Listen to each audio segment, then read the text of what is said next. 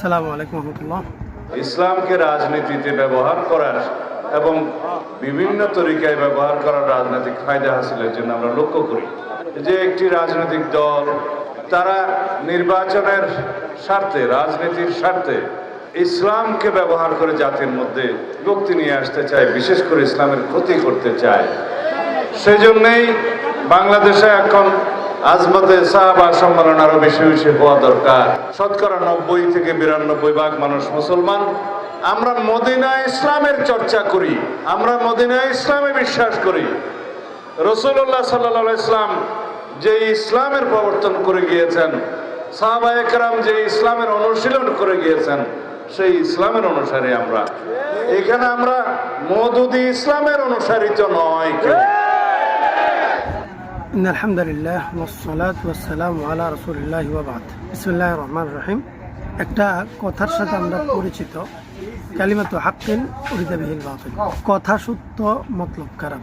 বিএনপির সালাউদ্দিন সাহেব আজমতে সাহাবা নামক একটা সম্মেলনে গিয়ে বলছেন, নির্বাচনের আগে ইসলামকে রাজনীতিতে ব্যবহার করার এবং বিভিন্ন তরিকায় ব্যবহার করার রাজনীতি আমরা প্রত্যক্ষ করছি। 2 নম্বর কথা তিনি বলছেন, আমরা মদিনার ইসলাম চর্চা করি, আমরা মদিনার ইসলাম বিশ্বাস করি।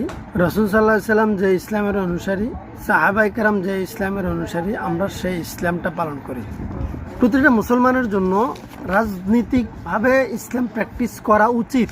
প্রতিটা মুসলমানের জন্য মদিনার ইসলাম, সাহাবায়ে কেরামের অনুকরণে রাসূল সাল্লাল্লাহু আলাইহি সাল্লামকে অনুসরণ করা উচিত। এতটুকু সত্য।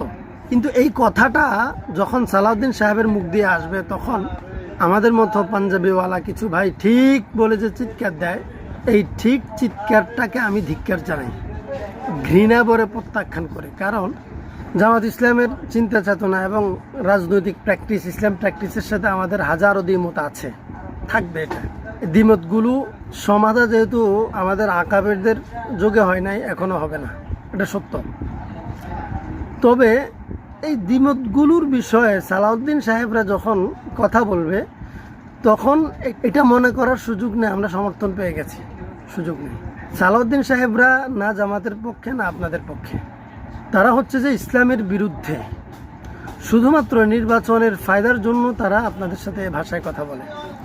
এবং দেখবেন মন্দিরে গেলে নাস্তিকদের সাথে বসলে, ইস্কনদের সাথে বসলে, পতিতাদের সাথে বসলে, সমকামীদের সাথে বসলে ঠিক তাদের ভাষায় সালাউদ্দিন সাহেবরা কথা বলে। তাদের এই ভাষাগুলো কিন্তু আসল না, এগুলো নকল, এগুলো শয়তানের ভাষা, শয়তানের জবান। আমি বুঝি না আমাদের ইসলাম প্র্যাকটিস করে যারা, তারা এই প্রতারক ফ্রডদেরকে কেন এত সহজে বিশ্বাস করে, বারবার কেন এদের কাছ থেকে এদের দ্বারা প্রতারিত হয়। এই যে বলেছে আমরা দেখছি ইসলামকে রাজনীতিতে ব্যবহার করছে, সে এটা দ্বারা কি বুঝাইছে জানেন?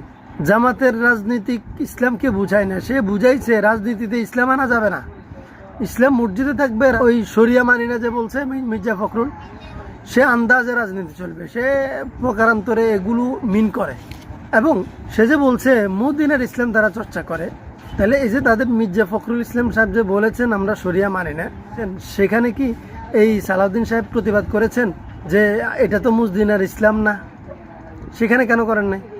সর্বোচ্চ নেতা যে বলেছে মৌলবাদের ঠাঁই হবে না, তাদের সর্বোচ্চ নেতা যে বলেছে সারা পৃথিবীতে ঈদ একদিনে করার জন্য তারা চেষ্টা করবে, সালাউদ্দিন সাহেব কি তখন প্রতিবাদ করেছে? করে নাই।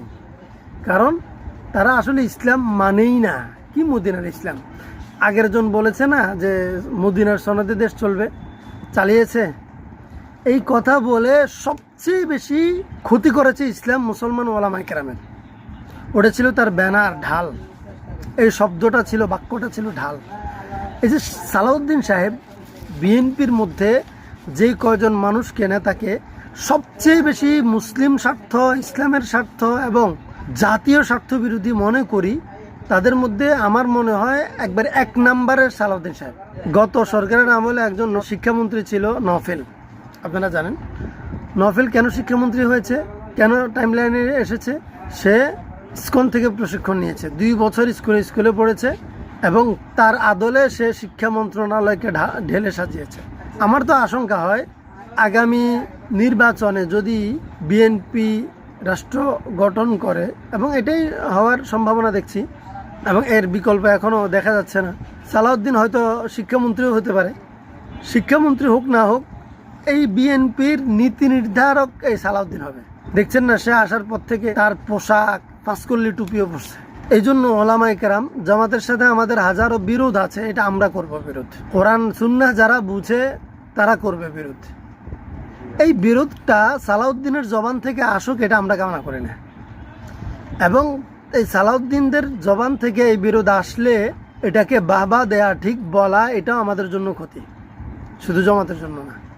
যারা বলে আমরা সাহাবা কেরামের অনুসরণে ইসলাম প্র্যাকটিস করি, তাহলে তারা যে আদলে, যে জাতীয়তাবাদী চেতনায়, সেকুলার চেতনায়, শরিয়া মানি না চেতনায়, মৌলবাদী থাকতে দেব না চেতনায়, একদিনে সারা পৃথিবী ঈদ করব চেতনায়, এই চেতনাগুলো যে তারা লালন করে এবং এই প্র্যাকটিস করছে, এইগুলো কি মদিনার? তারা কি বুঝাইতে চাইছে? এগুলা কি সাহাবায়ে কেরামের প্র্যাকটিস?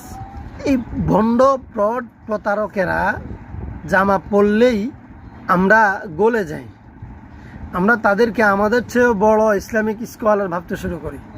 এটা মাথায় রাখবেন, যখন হজরত আদম আলাইহিসসালামকে জান্নাত থেকে বের করার চক্রান্ত করেছে শয়তান, তখন সে দুশ্মনের রঙে যায় নাই, দুশ্মন সেজে যায় নাই। সে বলেছে ওয়াকাসামাহুমা ইন্নী লাকুমা লামিনান নাসিহিন, কসম খেয়ে বলছে আমি আপনার শুভাকাঙ্ক্ষী। ইল্লা আন তাকুনা মালাকাইন আও তাকুনা মিনাল খালিদিন, আদম এবং হাওয়া যদি নিষিদ্ধ গাছের ফল খায় তাহলে তারা চিরস্থায়ী জান্নাতি হবে এবং তারা ফেরেশতাদের মতো পুত ও পবিত্র হয়ে যাবে।